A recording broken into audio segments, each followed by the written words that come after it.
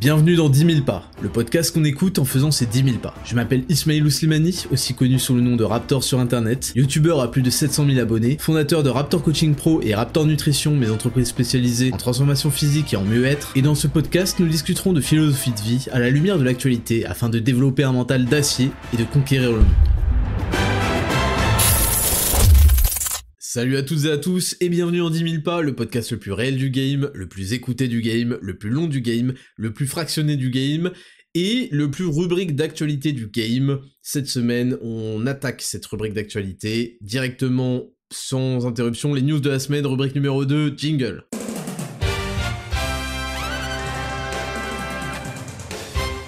Rubrique numéro 2, les news de la semaine. J'ai pris une petite gorgée de café, pas une gorgée de Kong Strong, une gorgée de café pour être sous caféine, sous pic de caféine. Et on commence comme d'habitude, cette rubrique numéro 2, news de la semaine, avec une news rigolote. C'est rapporté par CNews, Kenya, caché sous un niqab, il participe à un tournoi féminin d'échecs. Échecs et maths. Grimé en femme et caché sous un niqab, un jeune homme kényan a participé à un tournoi d'échecs féminin avant d'être démasqué par les organisateurs. Le secrétaire général de la fédération kenyane d'échecs, John Mukabi, n'avait jamais vu ça. Et je ne crois pas qu'un tel cas se soit jamais produit dans le monde, a-t-il affirmé. Les organisateurs de la 31e édition de Kenya Open, compétition internationale d'échecs qui a rassemblé 445 participants dans la capitale kenyane du 6 au 10 avril, ont attendu avant de confondre une mystérieuse joueuse silencieuse et insaisissable sous son niqab. Donc vous voyez que l'Occident donne des idées farfelues partout dans le monde, c'est ce qu'on appelle l'influence. Sauf que eux ils le font pas aussi bien que nous. Il manque les perturbateurs endocriniens, les bloqueurs de puberté, les opérations chirurgicales et surtout la mongolie totale qui consiste à accepter que les gens qui prétendent être des choses le soient. Les arbitres ont aussi remarqué quelque chose. Après les parties, cette personne disparaissait et ne revenait qu'à quelques minutes du tour suivant. Donc le mec allait pisser, il allait s'enfermer aux toilettes et il revenait juste pour jouer la partie. Sa carrure avec des épaules plus masculines que féminines. Bizarre ça, hein. Ils sont vraiment très... ils sont très transphobes et très sexistes au Kenya. Sa carrure avec des épaules plus masculines que féminines et ses chaussures, un modèle principalement associé aux hommes, ont également interpellé. Donc visiblement le mec s'est pointé avec des Pumas taille 48 et il se disait que c'était pas exactement dans la moyenne des pompes de gonzesses qui sont plutôt autour de 38,5. Son résultat au 3e tour, une victoire face à une joueuse kenyane très expérimentée ayant participé 6 fois à la prestigieuse Olympiade d'échecs, a convaincu les juges d'intervenir. Cette compétition est moins relevée que le plateau masculin, dans lequel figuraient des grands maîtres et des maîtres internationaux. Il n'avait aucune chance dans le tableau des hommes, a estimé John Mukabi. Encore du sexisme, mais les Kenyans, quand est-ce que vous allez comprendre ? Donc, petite news très drôle, qui nous interroge, comment un homme qui, bon évidemment il doit être très très fort aux échecs, hein, on dit pas le contraire, mais qui n'est pas, visiblement, sinon il l'aurait cité comme étant dans un top classement masculin ou quoi, qui n'est pas particulièrement, c'est pas particulièrement illustré dans les compétitions masculines, comment il peut arriver à une compétition féminine et comme ça gagner facilement tour après tour pourtant des vétérantes de l'échec féminin? Et pourquoi les compétitions sont non mixtes?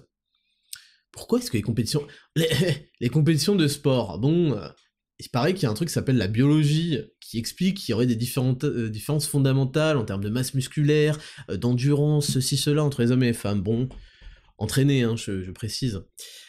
Bon, oui, d'accord, mais et l'e-sport? Cet épisode va être problématique, hein, mais il faut que vous sortir de votre coquerie. Là, les gars, il faut commencer à dire la vérité, il faut sortir de la coquerie sans être désobligeant, hein. On n'est pas là pour insulter les gens.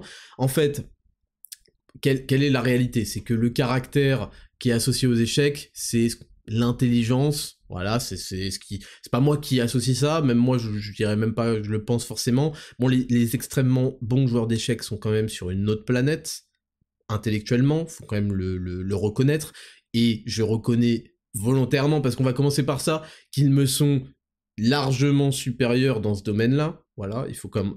Parce que si je commence à développer la suite de mon discours, je vais d'abord me rabaisser. Comme ça, tout le monde est ok, tout le monde est tranquille, tout le monde est détendu. Voilà. Les joueurs d'échecs top niveau sont dans une autre catégorie. Voilà, il faut le reconnaître, il faut le savoir. Non, la question qu'il faut se poser, c'est comment. Alors déjà, c'est très drôle que le mec soit arrivé sous un niqab, etc. Parce qu'évidemment, quand on est caché entièrement du corps, de la tête, nanana, bon, bah, ça peut mener à ce genre de truc un peu farfelu. Pourquoi est-ce qu'il existe des compétitions d'échecs non mixtes? Alors j'ai demandé à ChatGPT, il m'a dit que la première femme dans le top 100 classement top 100 des échecs, mon classement mondial des échecs, pardon, je m'y retrouve, est classée quand même 8ème. Et 8ème, c'est pas rien, 8ème, on est sur des niveaux spectaculaires. Ça se vaut, hein, tout ça. Ça se vaut de 1 à 20, je pense que ça se vaut plus ou moins. Bon, les gens qui connaissent bien, ils vont me dire « Non, Raptor, le top 2 n'a rien à voir avec le reste !» Bon, ok. Mais c'est extrêmement... Par contre, c'est 1 sur les 100. Donc, l'explication classique qui est amenée, c'est « Non, mais tu comprends pas, Raptor, c'est pas des différences sur le plan... purement de la performance des échecs, j'arrive pas à dire le plan intellectuel parce que ce serait trop réducteur et j'ai pas envie de passer cette idée-là non plus, mais non, Raptor, en fait, je t'explique, c'est parce que trop longtemps, les échecs ont été un domaine d'hommes et c'est très compliqué d'amener des filles à s'intéresser, donc statistiquement, on a beaucoup moins de femmes qui s'y intéressent, donc forcément beaucoup moins de femmes dans le top 100. Et à ça, je réponds « Bullshit !» Parce que déjà, c'est QFD, c'est QFD, FDP, c'est QFDP, voilà. Parce qu'en fait, s'il y a beaucoup moins de femmes, c'est parce qu'il y a beaucoup moins de femmes qui s'y intéressent. Naturellement, il y a beaucoup moins de femmes qui s'intéressent à ça. Donc en effet, ça veut pas dire qu'elles ont pas forcément les compétences, mais elles s'y intéressent pas trop et ça les saoule. Donc quand un truc te saoule aussi, peut-être que c'est parce que t'es pas prédestiné à le faire. Donc c'est pareil, en classe de MP, c'est pour ça qu'il y avait 2 meufs dans la classe et que, en termes de notation sur 10, voilà, je vais pas arriver, mais elles ont, c'est plus faible que mon body fat. Donc, c'est pour ça, en fait, quand il y a un domaine qui intéresse plus un sexe qu'un autre, déjà, selon moi, ça en dit quand même assez long sur la prédestination de ce sexe-là pour ce domaine-là. First. Deuxièmement, soyons honnêtes, soyons sérieux. La meuf qui est 8ème, elle est exceptionnelle, et toutes les personnes, femmes ou hommes, qui ont un niveau exceptionnel en échec, sont exceptionnelles. Y a pas à dire quoi que ce soit, ils me sont supérieurs, voilà, intellectuellement. Mais une telle différence, et le fait qu'on crée des catégories distinctes, c'est pas pour encourager les meufs, c'est juste parce que visiblement il y a un random, entre guillemets, hein, qui arrive, et qui les poutre, alors qu'elles sont super expérimentées. Et voilà, et il faut quand même s'en rendre compte. Et je vais faire tout de suite la passerelle sur l'e-sport. Mais en fait, aujourd'hui, on a tellement rendu l'homme comme céphalo-centré que c'est vu et que c'est un énorme tabou de parler des différences, même entre les personnes. Entre 2 hommes, c'est comme les inégalités salariales. Entre 2 hommes, il peut y avoir il y a évidemment des différences d'intelligence. Donc pourquoi il n'y en aurait pas entre un homme et une femme? C'est complètement stupide. Et donc... On est tellement vachement caractérisé par notre intellect, par ce qu'on appelle l'intelligence, qu'on veut brusquer que personne, et donc c'est un énorme tabou, et donc on n'en parle pas, et donc on essaie de dire, mais non, mais oui, il existe, si on veut, plusieurs intelligences, émotionnelles, sociales, etc., mais c'est un énorme tabou parce que ce serait comme dire à quelqu'un, tu ne vaux rien. Vous voyez, dire à des meufs, vous voyez, visiblement dans le top 100, il y a une personne, c'est équivalent, alors que c'est pas du tout ça le message, à écoute, tu vaux rien, ma vieille. Alors que c'est pas vrai, elles ont des niveaux spectaculaires. Et je fais la passerelle avec l'e-sport. L'e-sport, c'est exactement la même comptine et la même sérénade qu'on nous rabâche. Il y a aussi quelque chose de plus grand dans l'e-sport, c'est qu'il y a un facteur responsive, un facteur gestion du stress, un facteur compétition, un facteur réflexe, etc. On va dire que c'est pareil aussi dans les courses automobiles, je m'y connais pas assez pour le dire, mais il y a sûrement ça. Donc la question c'est pourquoi est-ce qu'il y a des ligues féminines d'e-sport? Et j'en ai suffisamment eu ma claque là, de tous les gens qui veulent se rattraper une conscience et faire bonne image, en expliquant, non mais en fait je t'explique, les femmes on leur dit depuis qu'elles sont petites, qu'elles sont pas faites pour ça, qu'elles sont nulles, que je sais pas quoi, et alors que les mecs on leur booste leur ego, tu vois, et donc c'est connu, hein, un mec il arrive avec son ego et donc il déchire tout, hein, c'est pas comme si l'ego comme je vous le dis depuis toujours la confiance en soi était un produit dérivé de la compétence. Non, les mecs, ils arrivent. Moi, je suis arrivé au Bushido Impact quand j'avais 16 piges pour Smash Bros. J'avais un ego surdimensionné. Croyez-moi, je me suis fait enculer ma race. J'ai pas dépassé les poules. Ah tiens, mais pourtant, j'étais persuadé d'être super fort. Mais je me suis fait laminer. Donc c'est pas une histoire de ça, en fait. Donc pourquoi est-ce qu'il y a des compétitions mixtes d'e-sport? Pourquoi il y a des équipes entièrement féminines? Ah ouais, mais tu comprends, c'est pour le harcèlement, etc. Écoutez.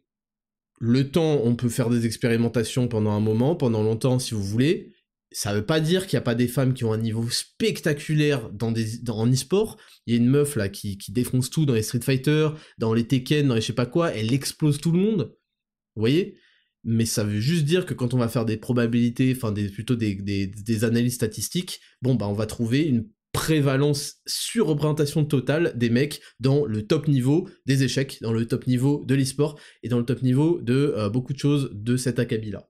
Je voulais juste profiter de cette news pour le rappeler parce que je sais que ça vous fait du bien, je sais que c'est extrêmement tabou, je veux pas être désobligeant ni insultant, c'est vraiment pas ce que j'ai envie de faire et je veux pas qu'il y ait des meufs qui se sont insultées, je le répète moi-même, je suis très loin du top 100 aux échecs, hein, oulala, pareil en e-sport, je suis claqué au sol, je suis monté diamant, non je suis monté master sur Heroes of the Storm, ok j'ai fait mon palmarès c'est top 100 légende Hearthstone, EU, mais on est d'accord, je sais très bien que je me fais poutrer par le top niveau. Il y a aucun souci à le reconnaître. Il faut juste avoir justement, il faut pas se monter la tête, il faut pas se chercher des excuses, il faut pas se chercher des choses. Les meufs sont pas intéressées par l'e-sport parce qu'en fait les meufs sont vachement intéressées par prendre une douche et avoir une vie sociale et ne voient pas du tout. Et c'est arrivé très récemment, pas pour rien qu'elles soient dans le jeu vidéo, c'est parce que ça a commencé à conférer un statut. Et donc c'est ça qui a attiré, parce qu'avant les jeux vidéo c'était un gros truc de putain de geek, et maintenant ça confère un statut, parce qu'on a des compétitions, parce que donc on est le gagnant, on est le top truc, donc ça donne un statut, quoi, ça donne de l'importance, ça montre qui tu es, et les hommes raffolent de ce genre de choses, et donc c'est comme ça que les femmes se sont mises aussi à l'e-sport, enfin pour la grande majorité, parce que ça a été hypé, etc., et il y a aucun souci, c'est normal, mais juste, tranquille, il faut arrêter de raconter des bobards aux gens et de nourrir cette bien-pensance là qui va créer des sens interdits en cascade dans le cerveau des gens. Et quand vous créez, c'est la matrice. Quand vous apprenez et que vous insistez pour que les gens comprennent le contraire de ce qu'ils observent, vous créez des zombies, vous créez des cerveaux, des coquilles vides, pour après implanter tous vos logiciels, toutes vos lobotomies, là. Donc, il faut impérativement se débarrasser de ces tabous-là, se débarrasser de ces idées qu'on veut nous imposer parce que c'est trop grave de constater ce qu'on constate, et voilà. Et voilà, et moi je suis tout à fait pour le développement de l'e-sport, etc., féminin, mais encore heureux, je vais pas interdire à des meufs de jouer, je sais pas quoi, c'est n'importe quoi. Par contre, je vous le préchote, dans 20 ans, rien n'aura changé. Et dans 20 ans, on sortira les mêmes arguments. Donc voilà. Voilà pour la suite. On passe next news. Twitter, c'est rapporté par le Figaro, Twitter, fin des badges bleus de certification, sauf pour ceux qui s'abonnent. Petite révolution sur le réseau social au petit oiseau, depuis jeudi, la tant convoitée certification bleue de Twitter, décernée aux personnalités ou aux utilisateurs ayant un intérêt public, a disparu. Sauf pour ceux qui sont abonnés à la nouvelle formule de Twitter Blue. Si les politiques en fonction, les grands médias ou les institutions bénéficient d'une reconnaissance officielle, notamment avec même ils ont un certif d'une autre couleur. Je crois que gris pour les institutions et politiques peut-être. Les grands médias, je crois que c'est jaune. Certaines marques, peut-être que je dis de la merde. Certains chanteurs ou des sportifs n'ont plus de logo accolé à leur compte. Une offre destinée à tous les utilisateurs qui n'auront plus à justifier leur valeur ajoutée ou leur identité sur les réseaux sociaux. Un changement radical si le réseau social accordait gratuitement le badge avec des mesures de sécurité. Jusqu'à présent, le patron de Twitter, Elon Musk, n'y voyait qu'une coupure entre les célébrités et le reste des utilisateurs. En novembre, il avait assuré vouloir donner plus de pouvoir au peuple et abolir le système actuel des seigneurs et des paysans, entre ceux qui ont la coche bleue et ceux qui ne l'ont pas. Je vais boire un petit peu de café et on va en parler. Alors, quel est le souci avec cette news et pourquoi elle est contre-intuitive? Je vais vous donner pourquoi elle est contre-intuitive d'abord et pourquoi justement tous les arguments des rageux tombent à l'eau. Normalement, la certification, c'est un système très intéressant qui permet à des gens qui ont une carrière, qui veulent en fait protéger l'unicité de leur marque, de leur nom, parce que quand on a un nom de carrière, on veut pas d'usurpation, on a un nom à part qui s'est prouvé, et c'est super important. Moi, je suis pour la récompense des gens qui ont prouvé, des gens qui ont agi, des gens qui ont produit. Vous voyez, c'était pour moi quelque chose de très intéressant. Donc, il ne s'agit pas de taper sur le concept de certification avant. Par contre, qu'est-ce qu'il faut constater? C'est que c'était devenu un truc de copinage absolu. Et que, en fait, tu n'avais plus ton certificat parce que tu avais, ce que je vous ai dit, tu avais prouvé, ce n'était pas une reconnaissance vis-à-vis de ce que tu as démontré, vis-à-vis de ce que tu as créé, etc., etc.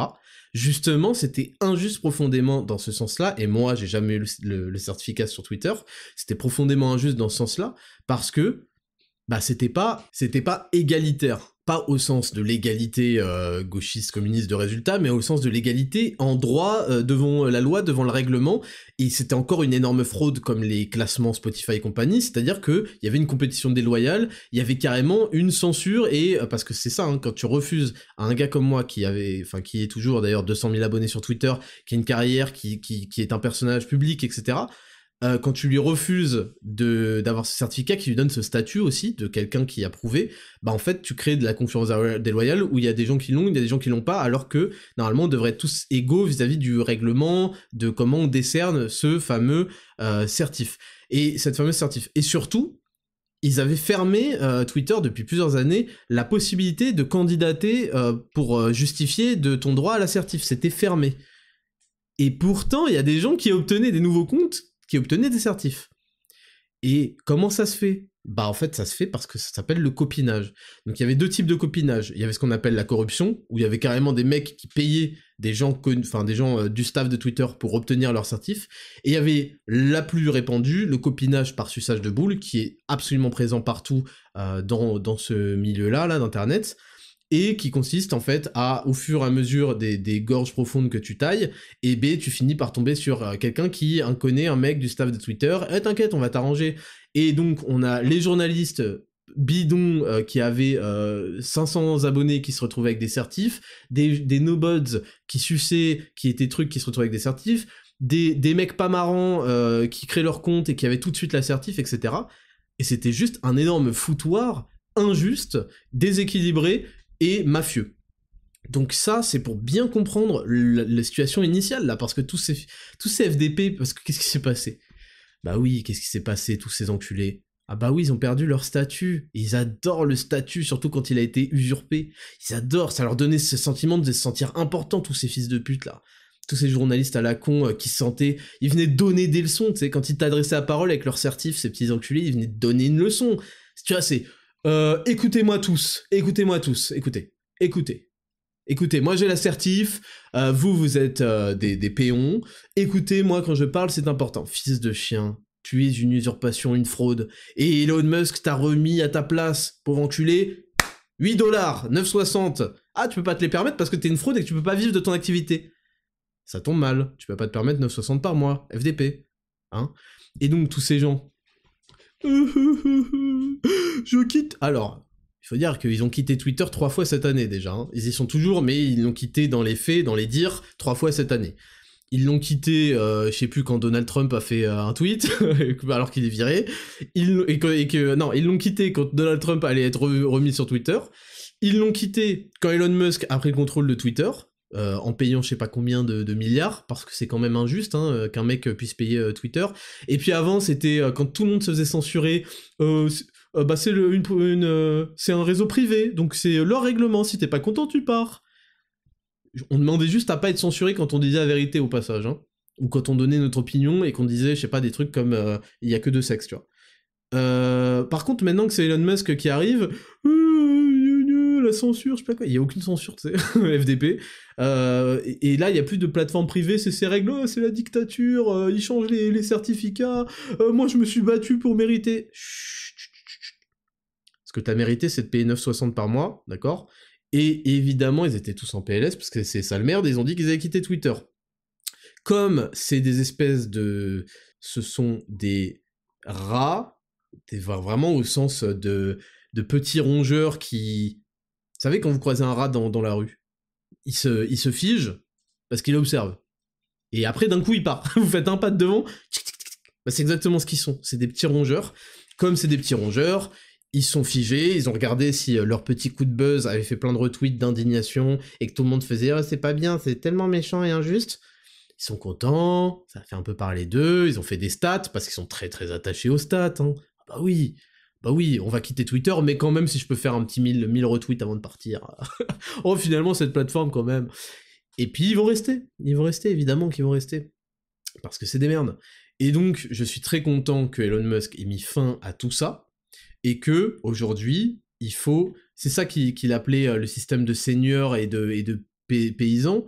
C'était pas par rapport au mérite, c'était juste par rapport à qui a graissé les poches de qui, en fait, voilà. Et l'article, il nous dit quoi ? Une offre destinée à tous les utilisateurs qui n'auront plus à justifier de leur valeur ajoutée ou de leur identité sur le réseau social. Et donc la question, c'est vraiment, c'est pour vous mettre de la merde dans la tête, c'est pas vrai. Les gens certifiés, oui, évidemment, il y a tous les gens connus, etc., qui avaient justifié de leur valeur ajoutée ou de leur identité, mais c'était surtout du copinage. Donc ça, c'est important de bien le comprendre, et lui, il est arrivé, il a viré 80% du staff Twitter, et ça marche nickel, il a viré tous les mecs qui voulaient pas bosser, les incompétents, il a dit à tout le monde, ok, vous avez tous obtenu un truc en suçant, et en fait, j'aime pas les gens qui sucent parce que ça, c'est injuste vis-à-vis des gens qui méritent vraiment mais qui veulent pas sucer. Ce qui est une attitude normale, hein, assez digne d'un être humain qui refuse d'engloutir des kilos et des litres de sperme, en fait. C'est la base, en fait, c'est logique. C'est tout à fait logique, mais bon, visiblement, c'était devenu une coutume, et les gens ne comprenaient même pas que ça les avait avilis et ridiculisés pour le restant de leur existence, de s'être rendus coupables de tels comportements. Et donc voilà, important de resituer la réalité sur cette affaire de certificat Twitter, de certification Twitter. Oui, c'est accessible à tout le monde, mais vous allez voir que là, il y a des gens qui s'amusent. Déjà, ça fait un revenu pour la plateforme qui est important pour que qu'elle ait un écosystème intéressant et qu'elle dépende pas des financements publics et de la corruption. Donc c'est important qu'elle vive d'elle-même, qu'elle soit autonome, parce que c'est l'autonomie qui donne la liberté, premièrement.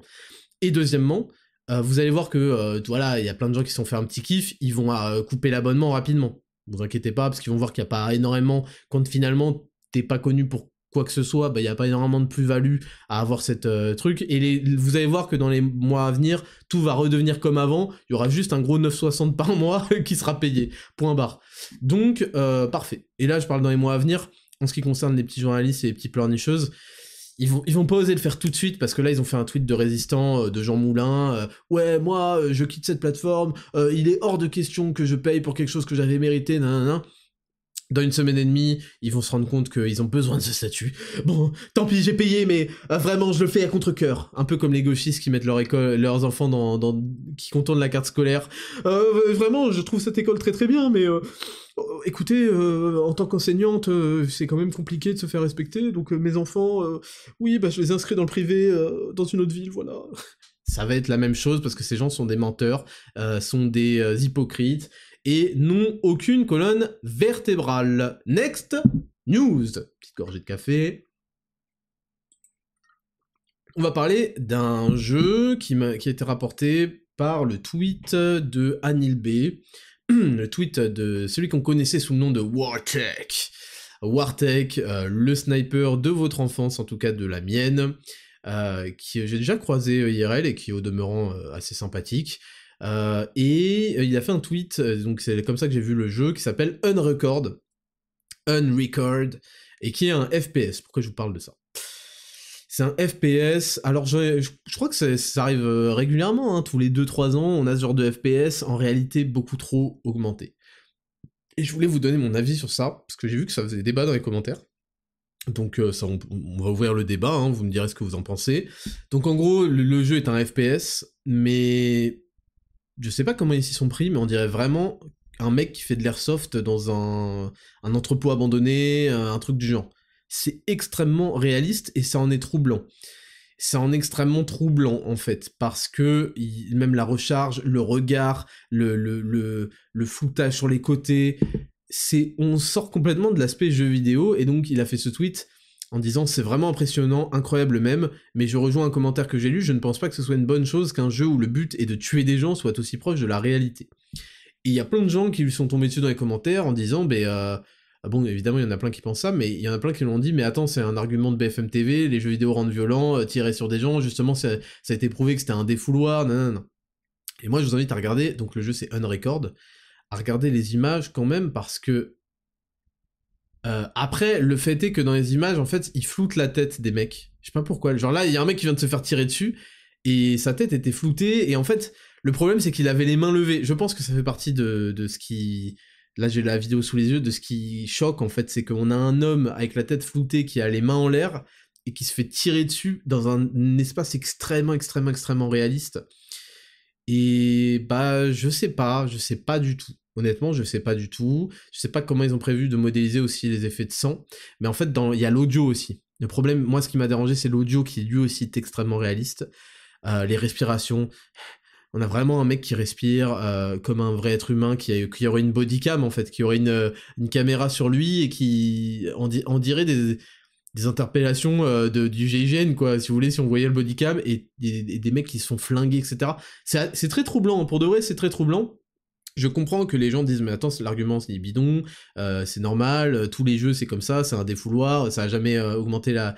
Ouais, mais disons qu'il y a vraiment cet aspect dans les FPS classiques, il y a des graphismes propres au monde du jeu vidéo, aussi bien faits que ce soit, on intègre tout de suite. Il y a des icônes.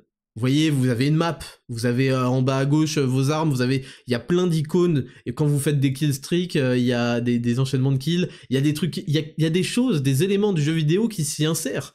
Là, il n'y a pas du tout. On dirait qu'il n'y a aucune récompense à tuer les mecs, c'est juste par pur plaisir. Donc c'est très troublant. Moi, ça m'a troublé pour de vrai. Après, moi, j'ai l'impression que ça fait des années qu'on voit des trucs comme ça et que ça se réalise jamais en réalité dans les jeux. Donc peut-être qu'aussi c'est pour faire parler de soi. Mais voilà, je voulais savoir ce que vous en pensez, c'était très rapide. Moi, ça m'a troublé, et je ne souhaiterais pas avoir un jeu comme ça, honnêtement. Après, c'est surtout les bruitages. Plus que l'image, moi, c'est les bruitages qui m'ont vraiment dérangé. Donc, dites-moi ce que vous en pensez. Que ce soit en commentaire sur Instagram, ou en commentaire sur Spotify, vous pouvez laisser un commentaire, je crois, automatiquement sur smartphone, en tout cas, sur chaque épisode, donc vous pouvez en parler là-dessus. Et éventuellement, je pourrais lire les commentaires la semaine prochaine. Ensuite, next news, dans cette longue revue d'actualité. BFM Tech & Co, États-Unis. Joe Biden fait appel à une armée d'influenceurs pour la prochaine élection. J'arrête tout de suite ici la lecture. Deux choses m'interpellent avant même que je lise l'article. Première chose qui m'interpelle, comment le sénile Sleepy Joe, son pseudonyme c'est quand même Sleepy Joe, hein, c'est-à-dire Joe l'endormi.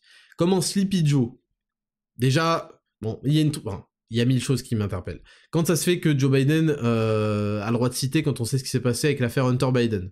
Je développerai plus tard, c'est tellement glauque que j'ai pas envie de développer en fait. Donc Sleepy Joe, le mec qui a 5 accidents moteurs par jour, et d'incontinence aussi, comment ça se fait qu'il se présente encore aux élections présidentielles?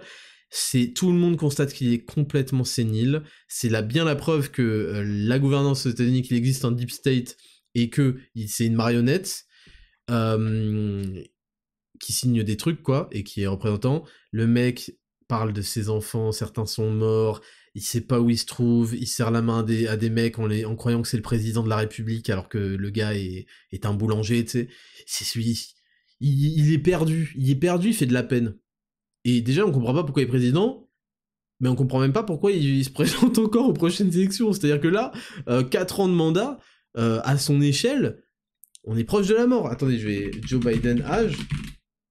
Bon, il a 80 piges. C'est un classique pour le président américain, mais bon, 80 piges, c'est quand même pas mal, hein. Et 80 piges, c'est pas une vie à se branler les couilles, hein. C'est une vie de stress du monde politique, des coups bas, des trucs comme ça, niveau cerveau, ça a des impacts énormes, hein. Donc, première chose qui m'interpelle. Deuxième chose, fait appel à une armée d'influenceurs. Donc il y a deux choses qui m'interpellent là-dedans. Première chose, c'est que, visiblement, c'est quelque chose de normal. Bon, tu vas me dire que visiblement qu'on paye des influenceurs pour avoir des opinions politiques, donc du coup biaisées, hein. Ils peuvent dire ce qu'ils veulent sur ouais, ça collait à mes valeurs. Ta gueule, t'es payé pour défendre ce candidat-là, donc t'es forcément jugé parti, t'es biaisé. Comment on peut faire ça? Ça pose pas de problème visiblement. Bon. Et puis ensuite, la question que je pose, c'est pourquoi? Pourquoi faire autant d'efforts dans une campagne? Si vous voyez où je veux en venir, pourquoi faire autant d'efforts alors qu'il peut y avoir à 1h du matin des votes par correspondance qui arrivent avec 100% de vote Biden? Parce que c'est connu que pendant le Covid-19, les gens n'osaient pas se déplacer, et les gens qui croyaient en toute cette mascarade et n'osaient pas se déplacer, ont voté à 100% pour Joe Biden. Donc oui, la question c'est pourquoi dépenser des millions d'euros, à mon avis c'est pour faire tourner un écosystème, et c'est surtout pour avoir à tricher un peu moins que ce qui est prévu, mais de toute façon, on sait très bien maintenant quelles sont les méthodes, visiblement, dans les élections américaines. Je n'osais pas en parler à l'époque, parce que ça faisait débat, mais ces élections sont évidemment une énorme fraude. Je prends un petit coup de café et on va lire l'article. Joe Biden doit se renouveler s'il veut attirer les jeunes électeurs et la solution semble être les influenceurs. Donc là, on voit tout de suite le problème pour la démocratie, hein, qu'ils aiment tous.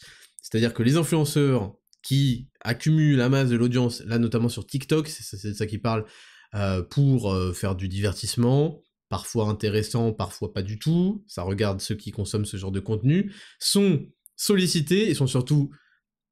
Parce qu'il faut comprendre en fait quel est le rôle de l'argent. Ils le feraient pas gratuitement. Ils le feraient pas pour 100 balles. Donc, c'est-à-dire que leur valeur, leur consigne de vie, leur croyance, leur ce que vous voulez, ont un prix.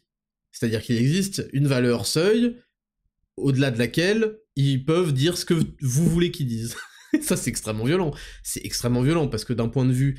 Moi, ce genre de personnes, ensuite, on se demande d'un point de vue marketing, enfin, d'un point de vue, produit qu'ils vont mettre en avant, est-ce qu'ils le mettent... Et si finalement, bon, on le sait tous, hein, on va pas être naïf, mais si finalement ce produit-là, qu'ils me vendent comme étant, je sais pas quoi, une révolution, ils l'avaient fait uniquement parce qu'ils sont payés. Parce qu'on peut être payé pour un truc et que ça corresponde à nos valeurs, je sais pas quoi. Mais par contre, pour la politique, ça ne peut pas exister. Ça ne peut pas exister. Donc, voilà, va se poser cette question évidente. Je continue. L'actuel président compte sur eux pour... Et, ah oui, je reviens, c'est surtout... Regardez, s'il veut attirer des jeunes électeurs. Donc, la démocratie a tout à fait conscience, et Mélenchon le premier qui voulait abaisser l'âge de vote à 16 ans, qu'il existe une tranche d'âge particulièrement influençable qui ne devrait pas avoir le droit de vote, selon moi. Bon, il y a plein de gens qui ne devraient pas l'avoir, donc on va pas développer. Mais en dessous de 25 ans, on ne devrait pas pouvoir voter. Voilà, ça c'est la base, on continue à grandir, l'adolescence n'est pas finie, on continue à vivre des expériences de la vie, à se former, à écouter les gens, etc. On ne devrait pas avoir le droit de voter avant 25 ans, avant de discuter des prochaines contraintes que je voudrais imposer. Mais donc, ils ont conscience de ça, bien évidemment, et donc, ils capitalisent énormément là-dessus. Ils capitalisent sur les jeunes qui sont pas encore ils ont pas cette expérience aussi du monde réel, des taxes, du monde du travail, de ceci, cela. Ils sont déjà très influencés par le gauchisme permanent sur les réseaux sociaux, et donc, ils savent que ça, c'est une frange qu'il faut bourriner. C'est des gens qui se font bourriner le cerveau parce qu'ils se respectent pas, ils vont aux toilettes, ils appliquent pas les conseils de Tchad, TikTok, bam bam bam bam, ça n'arrête pas, ils acceptent, ils rentrent dans leur corps de la nourriture de merde, et ils rentrent dans leur cerveau de la nourriture de merde en permanence, tout le monde le sait, il y a que les gens qui ont votre intérêt, comme moi, qui vont vous dire comment arrêter de faire ça, pourquoi arrêter de faire ça, et comment s'y prendre, mais tout ça, ils vont vous dire le contraire, nanana, mais par contre, quand il va falloir commencer à avoir des résultats dans leur domaine, ils vont capitaliser comme des chiens sur vos faiblesses. Et la faiblesse des jeunes, c'est d'être pas encore tout à fait autonome et d'être tout à fait conscient de tout l'enjeu politique, ils sont pas encore éveillés suffisamment, ça vient autour de 22 ans en général, et puis c'est d'être extrêmement sensible et consommateur de contenu sur les réseaux sociaux, notamment sur TikTok. Donc ils en ont extrêmement conscience, ils savent que c'est ces gens-là il suffit de leur bourriner un peu les influenceurs, et ils vont voter ce qu'on leur dit de voter. Ça en dit long sur la démocratie. Je lis la suite. L'actuel président compte sur eux pour promouvoir le bilan de son mandat et inciter à voter pour lui à la prochaine élection, face à un Donald Trump déjà candidat très présent sur les réseaux sociaux. Les équipes de Joe Biden cherchent à contre-attaquer. Ainsi, 4 membres de l'équipe numérique de Biden sont chargés de contacter les influenceurs et les créateurs de contenu indépendants. Je sais pas pourquoi ils ont ajouté le mot indépendant, parce que ça va à l'encontre de la phrase en fait. Ils travaillent officiellement pour la Maison Blanche et non pour la campagne de Joe Biden. Atteindre les jeunes et les électeurs des banlieues est clairement affiché comme une priorité. Nous essayons d'atteindre les jeunes, mais aussi les mères qui utilisent des... les mères, ils ont oublié de dire les mères célibataires, parce que ça court les rues aux États-Unis avec les pères qui jutent et qui se barrent, mais aussi les mères qui utilisent différentes plateformes, les militants pour le climat, et les personnes qui s'informent principalement par voie numérique. Détaille Jen O'Malley-Dillon, chef de cabinet adjoint de la Maison Blanche. Alors visiblement, leur cible c'est les jeunes, les mères célibataires, donc complètement paumées, les militants pour le climat, et les personnes qui s'informent principalement par voie numérique. Je vais prendre un peu de café parce que là... Là, en fait, je viens d'avoir un flash que à chaque fois que mes podcasts se finissent, ils enchaînent automatiquement sur le, sur le podcast d'Hugo Décrypte. aucune attaque sur Hugo Décrypte, c'est quelqu'un que j'aime bien, je pense que c'est un bon, c'est un mec dont le travail, l'organisation et la dedication, comme on dit, force le respect évidemment, et je le respecte pour ça, mais il bénéficie visiblement de quand mon podcast s'arrête, à la dernière seconde, salut à tous, alors soit ça commence par une promotion, parce que oui, lui il a le droit à des sponsors, moi il a fallu que je crée Raptor Coaching Pro, Raptor Nutrition, qui surpasse tous les sponsors d'ailleurs qu'on pourrait avoir, pour avoir des sponsors dans mes productions. Lui, ça commence tout de suite par le sponsor. Mais c'est très bien pour lui, j'ai halluciné quand il a montré ses bureaux, j'ai fait attends mais ce mec est un énorme boss. Hugo je connais pas son nom, Hugo Décrypte, est un énorme boss, ça y a aucun... Mais voilà, alors, il bénéficie donc à la fin de mes podcasts, ça enchaîne directement sur le sien. Sur YouTube, comment vous dire que j'ai été exclu des tendances dès le départ? Je rappelle que malgré ça, on faisait 400 000 vues en 24 heures, pour chaque vidéo quasiment, entre 300 et 400 000 vues en 24 heures, le record étant 500, et que j'étais viré aussi des recommandations. Voilà, donc je ne bénéficiais pas aussi des recommandations, et malgré ça, on a des vidéos qui font des centaines de milliers de vues. C'est ce qui s'appelle mériter, c'est comme la certification Twitter, hein, pour ceux qui disent n'importe quoi là-dessus. Et surtout sur Spotify, et évidemment, déjà je suis pas dans vos émissions, vous imaginez, je ne suis même pas dans la rubrique vos émissions alors que vous écoutez ça chaque semaine depuis 6 mois, c'est scandaleux, mais surtout quand vous finissez le podcast de n'importe qui, jamais de la vie mon podcast va être redirigé automatiquement, va bénéficier de ça. Ça c'est quand même, enfin bon c'est la censure classique, pire que ça parce que j'en parle jamais, mais sur Apple Podcast, je suis le seul contenu, vous irez voir, à avoir un petit E à côté de le nom de son émission. Allez voir, je suis dans les classements dans les 80e là. Devant moi, il y a il y a un podcast qui s'appelle Philosophie is Sexy. J'ai aucun doute qu'elle fait plus de 4 millions d'écoutes. Aucun doute qu'elle me surpasse largement dans l'audimat. Et surtout, je suis le seul podcast à avoir un E. E pour explicite. Donc Apple Podcast m'a mis en explicite, parce que j'ai dit merde peut-être un peu trop de fois dans un podcast, je sais pas, je dis des gros mots. Donc je suis en contenu explicite, et donc je suis banni de tout.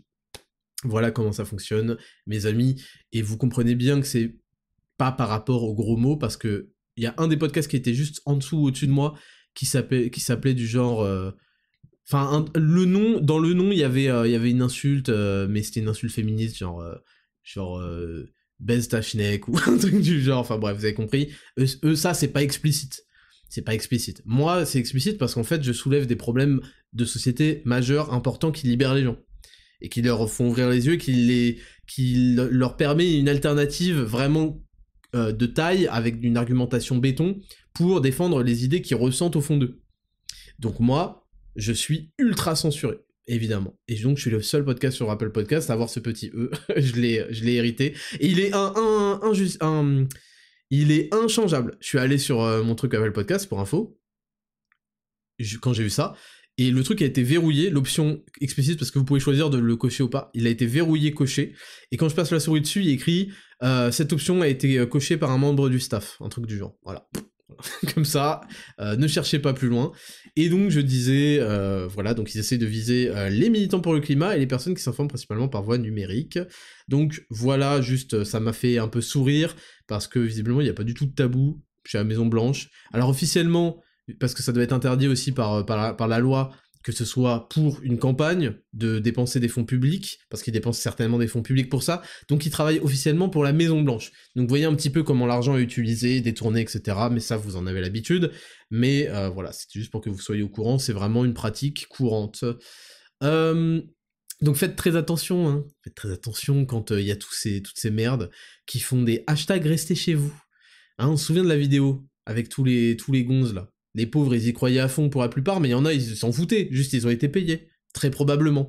J'ai pas de preuves pour avancer ça, mais je pense vraiment qu'ils ont été payés. Et ouais, restez chez vous. Restez chez vous, oui, le confinement qui va détruire l'économie et votre vie, et va vous faire augmenter de 50% votre dette nationale qui était déjà à 100% du PIB, oui, on va le faire, c'est très très très important pour endiguer une maladie qui visiblement a cet effet moisson. Ça a été prouvé par notamment le livre de Pierre Chaillot, que vous connaissez si vous me suivez depuis mes lives Raptor Esperanto, de la chaîne Décoder l'écho, que je vous avais conseillé de regarder à propos de toute cette mascarade du rhume 19. Il arrive, en fait, le problème c'est que c'est un statisticien. Les décodeurs de je ne sais quoi ont beau faire les intéressants, ils peuvent pas le tester. Et il arrive, et il prouve la supercherie avec des chiffres. Royal. Donc, hashtag restez chez vous, oui, c'est important, restez chez vous, tous ces gens-là, voilà, c'est exactement ce système-là. Les espèces d'usurpateurs, que je vais pas citer, qui ont fait on lance une grande action pour attaquer en justice. J'allais faire une vidéo dessus, parce que, figurez-vous que j'ai fouillé. Comme à ma grande habitude, j'ai fouillé, et j'ai trouvé qui était derrière, c'était quoi, le procès de l'année, l'affaire du siècle, ou je sais pas quoi, là. J'ai trouvé qui était derrière ça et c'était pas joli, hein. Je vous le dis tout de suite. J'en ai pas fait une vidéo parce que j'ai eu la flemme, honnêtement. Mais j'ai fouillé et j'ai trouvé. Voilà. Et c'est rigolo. On va attaquer pour inaction climatique. Le gouvernement pour inaction climatique.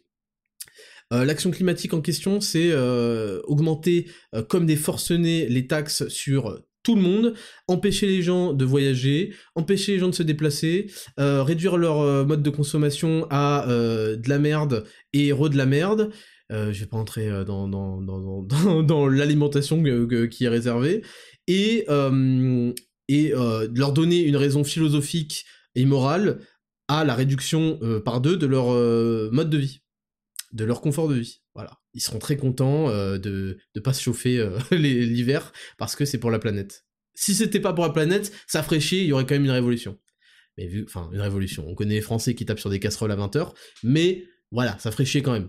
Mais vu que c'est pour le climat, ouf, le climat. Oh, si je pouvais gober, si le soleil pouvait avoir 2 testicules et qu'il pouvait se les foutre dans la bouche, pas trop chaud, avec en bubble tea, voilà, si on pouvait mettre des testicules du soleil dans leur bubble tea, oh là là, je peux vous dire qu'ils siroteraient ça tout l'été, ces fils de pute. Donc, nous essayons d'atteindre les jeunes, mais aussi les mères célibataires, les militants pour le climat et les personnes qui s'informent principalement par voie numérique. Point à la ligne. Next news. Rubrique d'actualité qui est très grande, visiblement. Petite news, on finit par 2 petites news drôles. Très vaste revue d'actualité cette semaine. Libération. Libération aussi, il faut pas leur demander un Dexascan, faut leur demander une justification sur leur tribune sur la pédophilie. Voilà, on commence par là. Il y a eu une révélation que j'ignorais, genre où il y a eu une dizaine de philosophes en 1977, je crois, qui ont fait une tribune dans Le Monde, dont Gabriel Matzneff. Je peux en parler parce que c'est glauque et ça me dégoûte, mais pour légitimer la pédophilie, c'était quelque chose de très en vogue dans ces années 70-là, et Libération a participé à ça. Donc Libération, au lieu d'avoir l'assertif, et de faire des articles de merde communistes et de menteurs, il faudrait peut-être qu'ils se justifient sur cette une, où on voit un enfant faire une fellation à un adulte. Mais bon, on va faire l'effort de lire leur tweet de merde. Hashtag Covid. Les négationnistes ont eu gain de cause. Leur long combat a rejoint celui de l'exécutif. Nier la pandémie, nier le risque, nier les morts, reprendre une activité habituelle, en laissant sur le côté les vulnérables. Voilà, les négationnistes ont eu gain de cause. Donc je vous explique le topo. En fait, vu que tout le monde s'est rendu compte de la supercherie, il faut bien comprendre une chose. Le réel taux d'adhésion à l'escroquerie de la piqûre rhume 19, c'est le pourcentage de gens qui ont 4 doses. Me parlez pas des 2 premières, elles ont été faites avec 3 flingues sur la tempe, avec 2 semaines de préavis, même pas. Il y a plus de préavis pour se désinscrire de Fitness Park qu'il y en a eu pour vous faire injecter 2 doses. C'est quand même dingue ça, personne n'a rien dit. Il y a eu 1 semaine et demie de préavis, avec en plein été, où tous les mecs avaient des billets d'avion, où ils s'étaient endettés, où ils avaient dépensé toutes leurs économies, pour aller partir dans leur seul voyage depuis 3 ans, je sais pas quoi. Je sais pas, il y a eu des gens qui ont interdit d'aller à l'hôpital. C'est pas un flingue sur la tempe, c'est un bazooka sur toi, ta daronne, tout le monde. Voilà comment ils ont obtenu votre consentement. Donc c'est pour ça que moi, évidemment, c'est quelque chose qui me sidère, mais je le comprends. Je le comprends parce qu'il y a des gens, le travail aussi, vos patrons, les gens dans la fonction publique, blablabla. N'en parlons pas des personnels soignants, etc. Des pompiers. J'ai beaucoup de pensées pour eux en permanence, et pour eux, je dois ne jamais oublier. Pour eux, rien que pour eux, je dois ne jamais oublier. Et pour mes parents interdits d'aller à l'hôpital alors qu'ils avaient des examens à faire, par exemple. Ma sœur qui était enceinte. Je vais pas parler plus parce que si vous voulez, le bazooka il va se retourner. Donc, le taux d'adhésion réel à cette supercherie est le taux d'adhésion à la 4e dose, en excluant évidemment ceux qui ont 80 piges et plus, parce qu'ils sont un peu matrixés, ils sont en retraite, ils bourrinent BFM TV, ils sont effrayés. Bon, c'est un public très très vulnérable. C'est vulnérable, c'est pour ça qu'on parle de mamie zinzin, etc. Quand tous les hommes politiques allaient chercher des chèques à l'autre, là, comment elle s'appelait, là putain, j'oublie... Bon, je sais plus, mais vous savez exactement qui est mamie zinzin des Guignols, là. Ils allaient lui chercher des chèques de plusieurs centaines de milliers d'euros pour financer leur campagne, blablabla. Vu que c'est des sales putains de rats. Et donc, quand vous observez ça, la 4e dose, c'est-à-dire quand il n'y avait plus cette obligation avec ce pass, etc., il y a que les gens vraiment qui y croyaient à fond, qui savaient que c'était bien pour eux, etc., qui l'ont fait.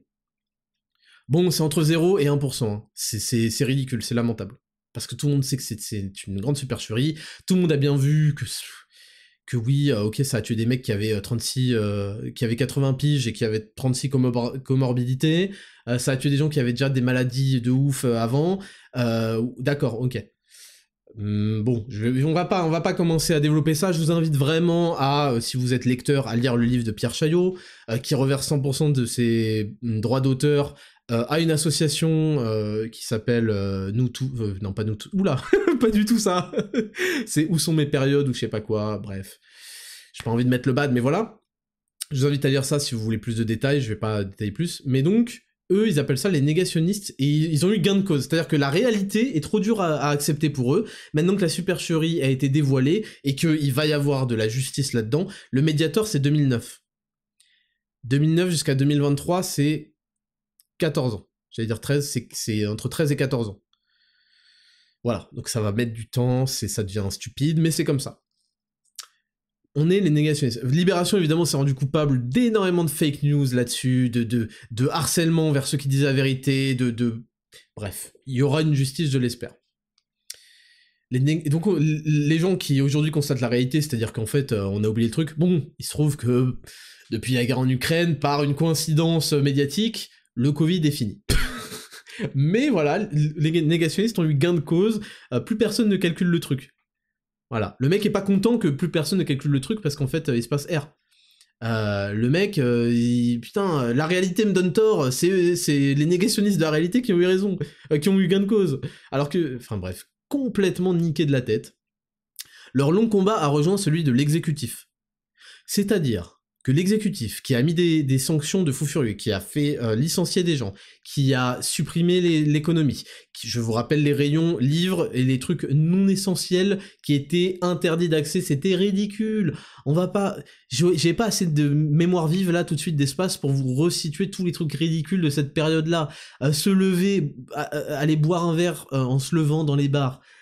J'ai fait des vidéos top 10 des FDP qui retracent ça, allez les voir avec la nostalgie, vous allez voir qu'on a surpassé un truc de dingue, c'était dingue. Les restos où il fallait mettre son masque quand on va pisser, mais l'enlever quand on est assis. Ouh les gars, ouh l'avion, putain, l'avion, on enlève le masque quand il y a le panier repas, on mange tranquille, on boit et hop on remet le masque. priez pour que Dieu punisse tout ça. Hein. Donc, l'exécutif qui a fait tout ça, qui a fermé qui a niqué l'économie, qui a fermé les commerces, trucs.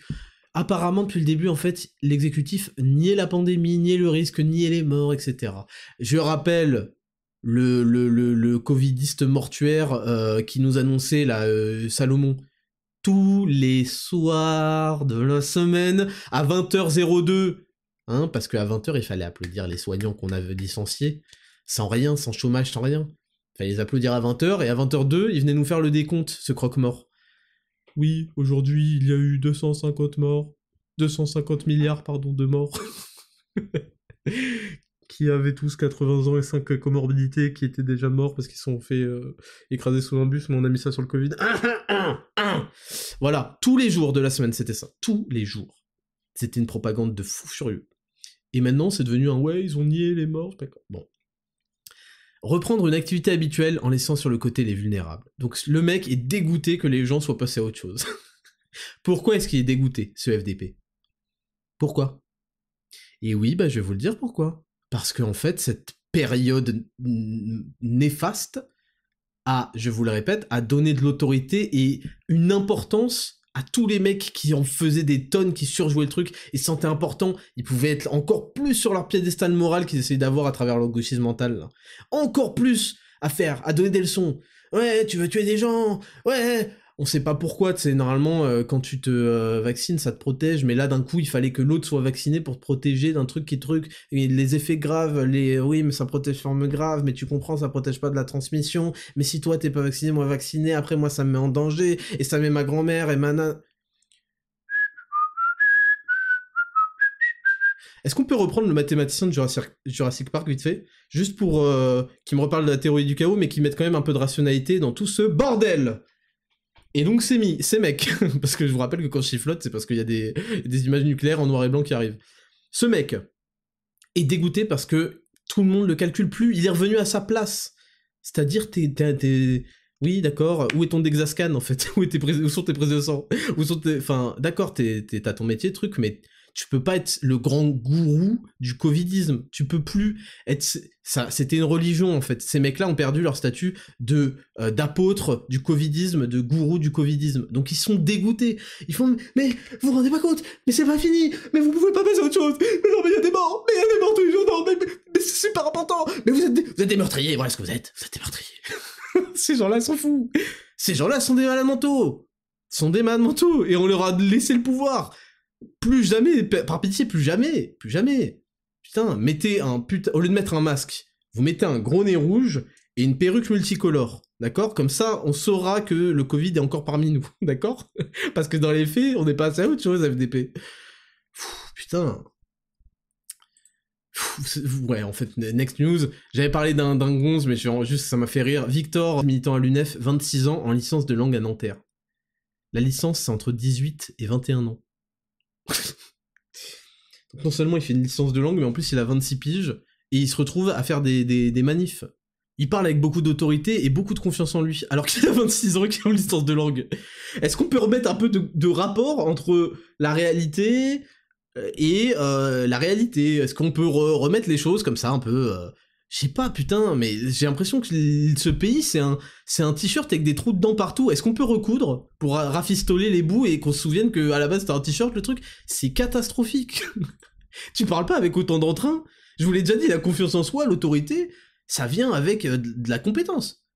Tu peux pas arriver et faire « Ouais, c'est inadmissible, je sais pas quoi », et après sur ton CV, il y a écrit 45 ans, CM2. C'est pas possible, donc je comprends pas ce délire. Ces gens-là veulent vivre toute leur vie en tant qu'étudiants pour, je sais pas, c'est pour bouffer au crous. Qu'est-ce que c'est que ce délire? Putain, j'en peux plus. Bon, c'est tout pour cette actualité. Attendez, je vais attraper mon épée.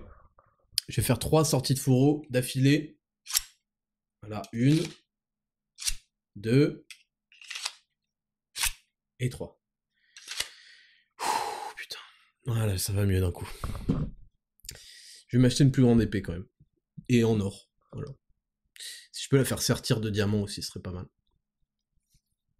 Bon. C'est tout pour cet épisode. On se retrouve demain pour la rubrique numéro 3. je vais vous parler d'être gros. Parce que j'ai vu que le dernier Burger Ring parlait Hugo parlait de sa jeunesse en tant que gros, et je me suis dit, attends. Comment je peux pas laisser quelqu'un parler de sa jeunesse de gros sans arriver. J'ai quand même mes billes. J'ai aussi un CV en tant que gros. Donc je vais vous en parler, je vais vous parler un petit peu de tout ça. Ça va être très drôle.